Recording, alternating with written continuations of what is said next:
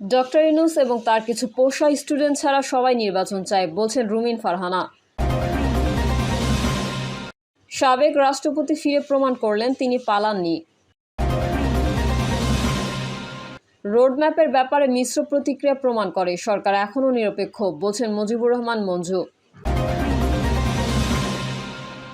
এবং সর্বশেষ জানাবো, ঢাকামুখী যাত্রীর চাপ কম, দীর্ঘ ছুটিতে ধীরে সুস্থে ফিরছে মানুষ।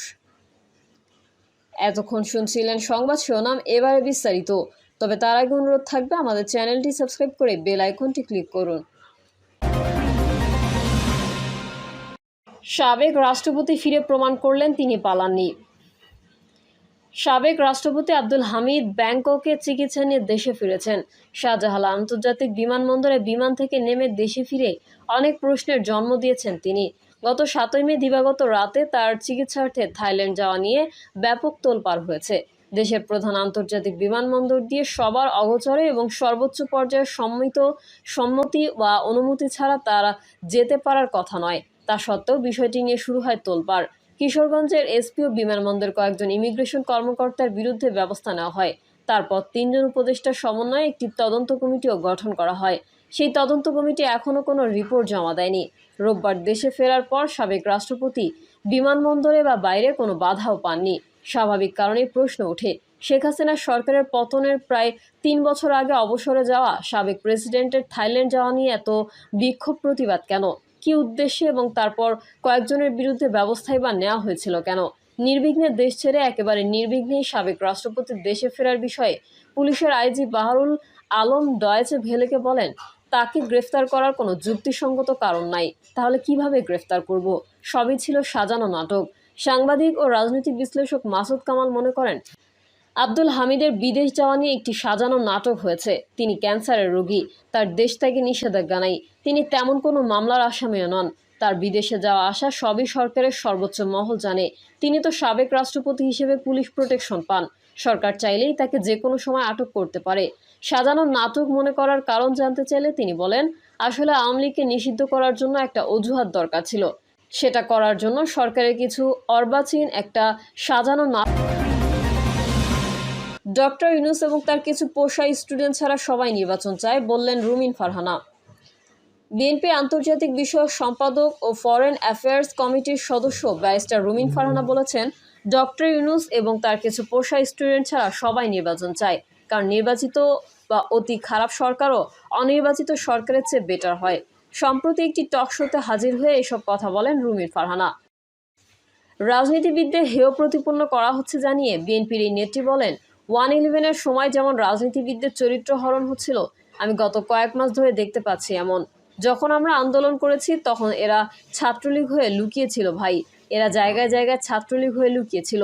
তখন নুরুল হক নুরু মার খেয়েছে। আমি সংসদে দাঁড়িয়ে প্রধানমন্ত্রীর সঙ্গে কথা বলেছি। সাকি ভাই তখন আন্দোলন করেছে, মার খেয়েছে, রাস্তায় পুলিশের সঙ্গে ধস্তাধস্তি হয়েছে।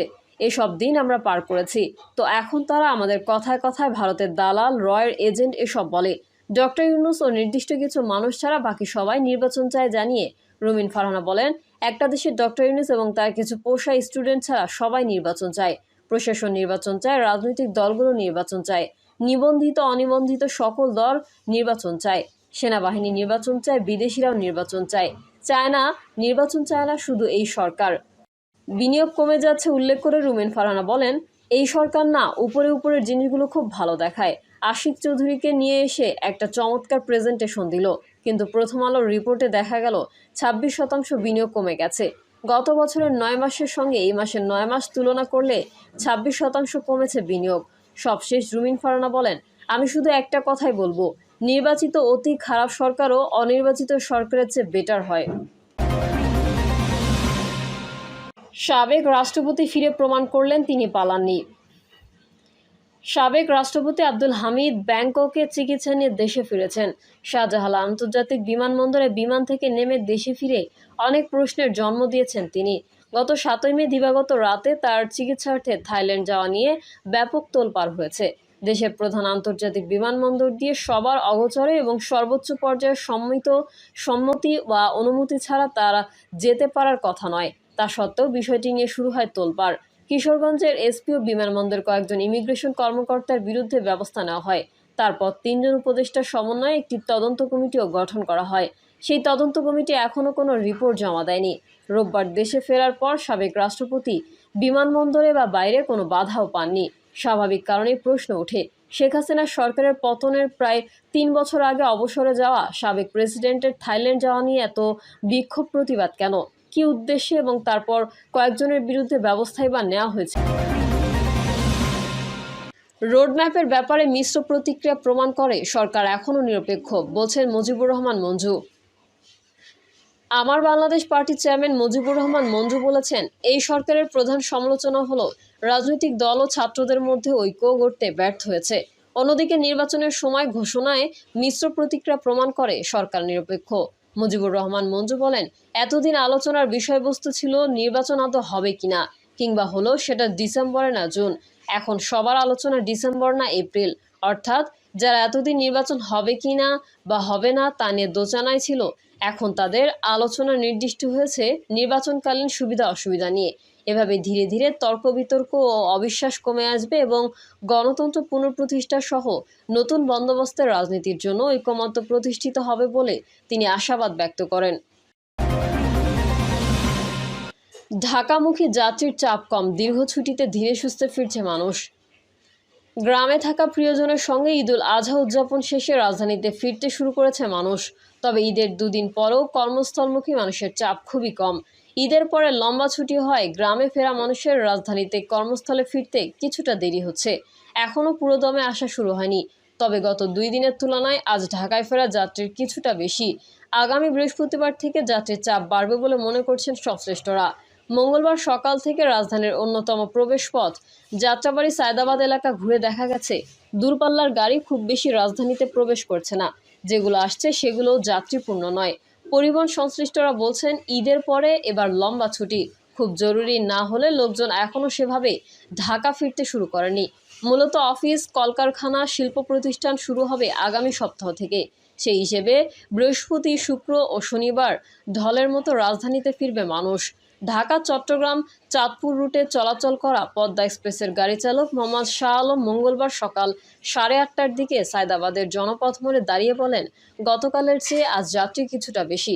ছুটি বেশি তাই মানুষ আসবে আরও পরে। আজ কিছুটা যাত্রী বেশি হলেও সব সিট ভরেনি। পথে আস্তে আস্তে কিছু যাত্রী পেয়েছি।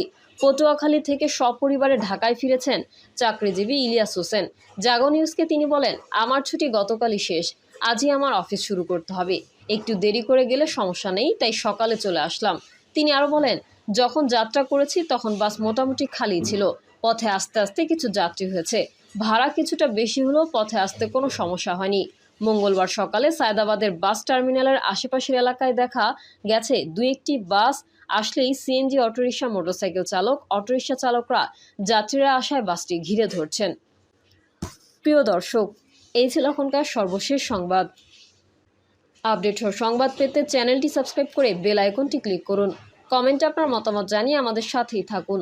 ধন্যবাদ সবাইকে। আল্লাহ হাফিজ।